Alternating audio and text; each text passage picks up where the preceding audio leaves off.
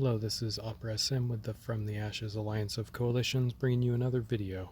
I realized after doing that entire series on what I thought would be a great Ravnica glory deck that it did not meet the Ravnica block constructed constraints because Omen of the Hunt is not available for that pack. So I'm sorry, I think the deck is going to work a lot more poorly without the critical mass of converters, but I just did want to show that the deck can work and many other cases too. So we're actually using this deck on the top node of Challenge of the Courts blue right now, and we're using it with Tamiyo. So what we've done, you can see that we have our normal 7-card shell, and then we needed to play either fairies or wizards. Goblin Electromancer makes all the spells we're going to cast cheaper, and then Mizium Meddler, since we're going to be doing a lot of conversions and hopefully matches, we're going to be draining our opponent for a bit of mana. So the thought is get these guys down on the board, and then Mizium Meddler will hopefully keep our opponent from casting much. And then we have a Beacon Bolt in here, like one of the other decks, just as a creature removal and an alt win con. Also, Tamiyo's ultimate of getting to draw cards and then bumping up your green, white, and blue mana bonus is really a good reason to like Tamiyo in a loop deck like this, just because it makes the conversions of white and green stretch way, way further to let your loops continue. But let's go ahead and give this deck a shot here. See how it goes. I'm curious. It's worked pretty well for me. I put it up on our forums. Callis mentioned that it's been okay for him, so I'm wanting to test it out a little more. If people have any suggestions how to make the deck better, please let me know. We're always looking for improvements, and we appreciate help and comments like that when we're trying to test decks. So thanks again, Callis, for doing that, and yeah, let me know your thoughts. If you found any cards you think that might work better, I would love to hear them, or any parts of the deck that you think could be oiled up more. I realize it's not a fully powered version, and we could put stuff like Beanstalk Giant and some other stuff in, but I was trying to find a budget sort of version to play to hopefully help some folks that might not have some of those other cards. So let's go ahead and take a look here. I think what we want to do is just get Mizium Meddler on the board very quickly. We can start making some other matches. So let's see. We can get 3 green, which would be good. There's also some black matches. I think green is just going to be the best here to start off with, so we'll just go ahead and do that for now.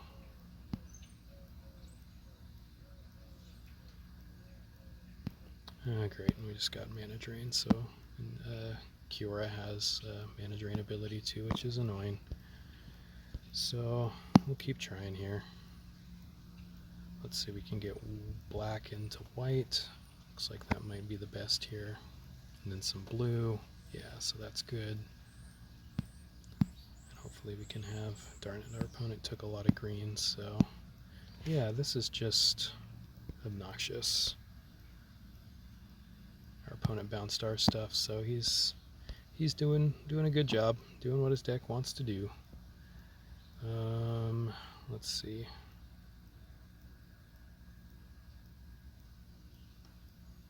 Go ahead and grab some more greens up on top here.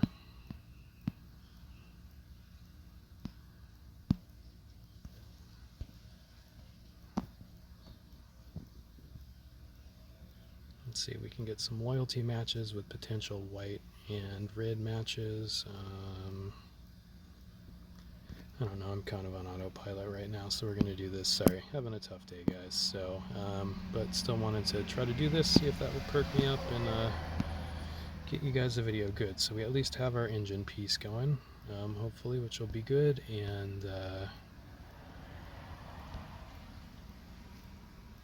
see if I can figure out what makes sense to do here.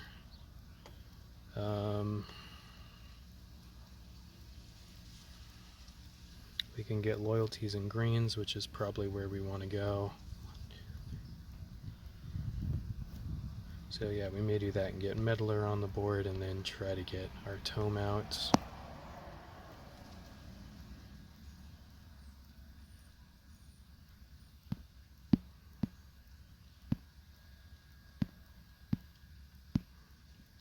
Let's see, we can get a blue match here. That's going to get us close. So I guess we'll try to do that. We're a ways away from the ultimate, but hoping to get it off soon. We'll make a blue match, and then he'll probably use his ability and drain ours and get mana for him, but whatever.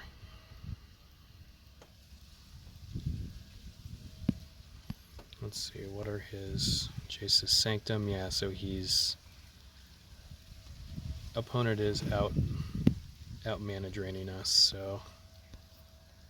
But we'll see what we can do here.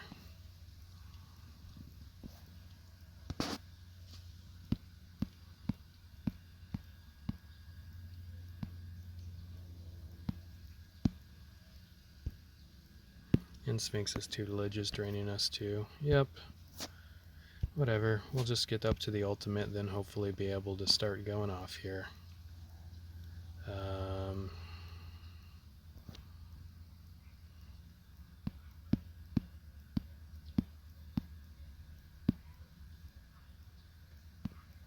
Great, and he's got his own drain too. That's okay. He's got a good planned deck.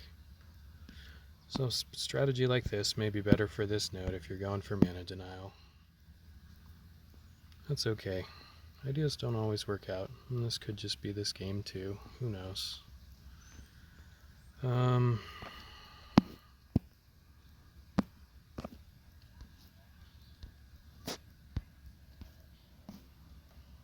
don't know. Get blacks and then see if we get some whites maybe. Yay, look at that. Hey, we got something on the board. Alright. Sorry, this is probably the most pessimistic video ever.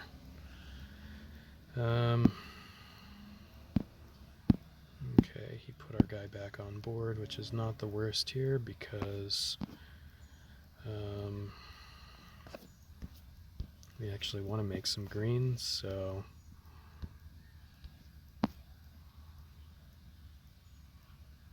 let's see, we'll go ahead and do some loyalty, get some whites. Good, and we do have the ultimate going here at least, so we can hopefully clear our hand and then start going off. Let's see what we can do here. We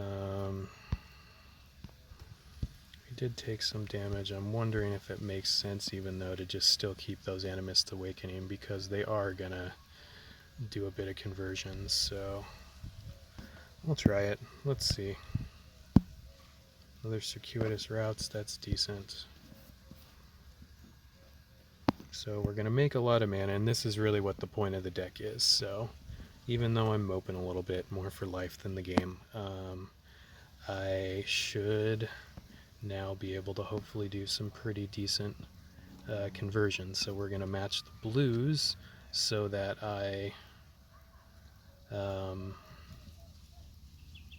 hopefully leave more greens on the board to match. We could get a little more matches with the red match into the green, but I think I want to keep greens on the board to get these conversions going. So we'll try that. Yeah, so let's just take that blue match. And hopefully this will, yeah, and then looks like this is going to get going a little bit, and we are draining our opponent of mana, which is good. Hopefully eventually we can convert away some of his stuff. The obnoxious supports, that is an externality of having a deck that does a lot of conversions, is through conversions you can also get rid of supports that way sometimes. So, but yeah, this is kind of the plan of the deck, and this is a big reason why I did choose Tamiyo to want to run on this, because when you can run the ultimate, especially if we can do it next turn and get, 24, 26 mana bonuses on stuff, it can be pretty good. And again, if we've taken damage, we can do this trick where whenever we're casting our land supports, we can, as we're about to see here, get a Temple Garden, and then when that Temple Garden is played, we should be able to get 4 mana off of it, of a combination of green and white, so it helps our loop continue going a little bit. But yeah, this is kind of the plan of the deck, and things are cheaper now as well that we have Goblin Electromancer into play, at least our spells are.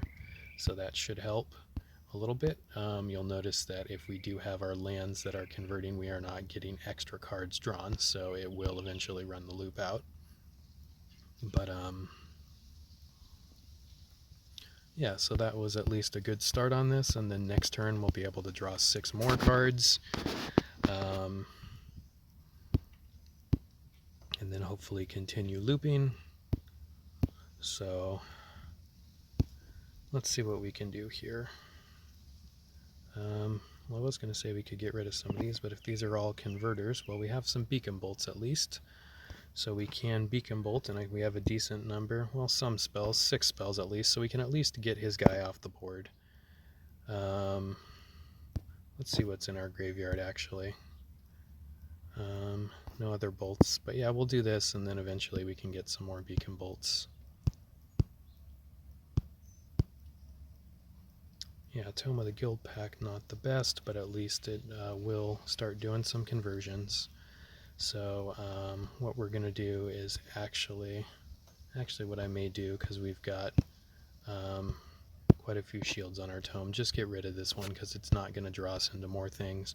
And then I'm going to put my least efficient spells on the top here. I have 1, 2, 3, 4, 5, 6, 7, 8, 9, 10, 11, 12 greens, so Animist Awakening will still trigger.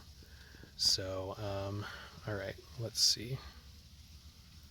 And now we have giant mana bonuses of 27 and 28, so that's good. Then yeah, we're just going to take these blue matches to leave more greens and whites on the board to try to match other things away. Again, Beacon Bolt, we're just going to try to kill off his creature right now so it stops draining us more mana in case he goes off. And hopefully each turn we'll be able to get back up to Tamiyo's ultimate if we're looping, and then be able to you know, just keep this chain up of having a ton of mana whenever we match. So we drew into a bunch of creatures, but great. The Temple Guard may actually help us here to continue going, even though we've drawn into some creatures. But we'll see. So yeah, the deck seems to be working okay.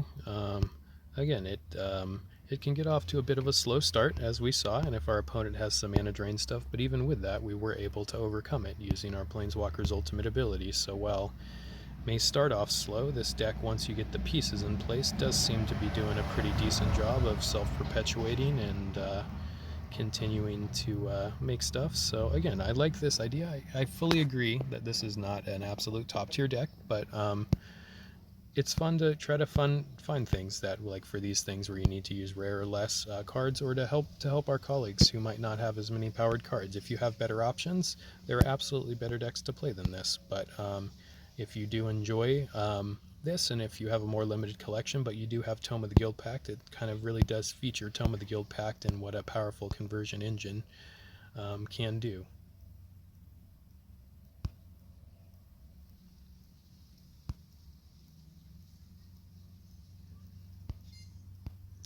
Alright, so we're continuing, and we have gotten up to at least the point where we can cast Tamiyo's ultimate again, and that's really the important thing, because even if we draw into stuff that we can't cast, we can just, or that's taxed by our opponent's abilities, and you've seen we've gotten rid of his Jace's Sanctum, which is great. But I did like his kind of mana denial strategy that this opponent was doing. I remember doing something very similar. Jace's Sanctum was, and that enchantment whenever you draw a card were some of the first blue cards I got that I really liked, and I ended up running those a lot. So it's cool to see that those strategies still work and are still kicking in these formats years later as well. So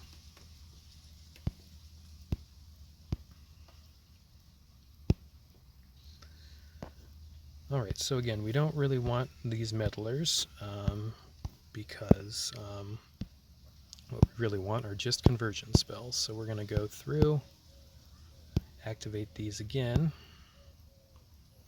I may still actually play them just because we do want to draw into cards to be able to cast. So let's look at how much mana. So 27 and 28, so that should hopefully be able to still help us with these conversions. So that's 18, 23. So I think what I may try to do is cast both of those and then cast the Circuitous Routes in the Animist's Awakening.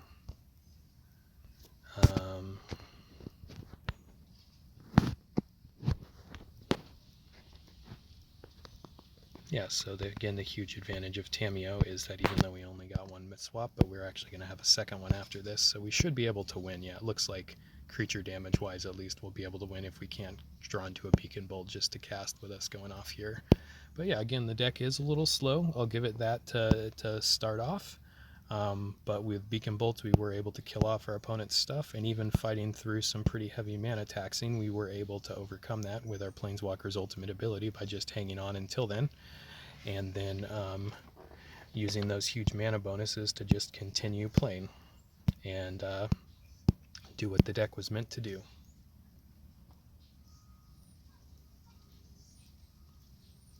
Alright, we're seeing the power of Animist Awakening here too as well, just that it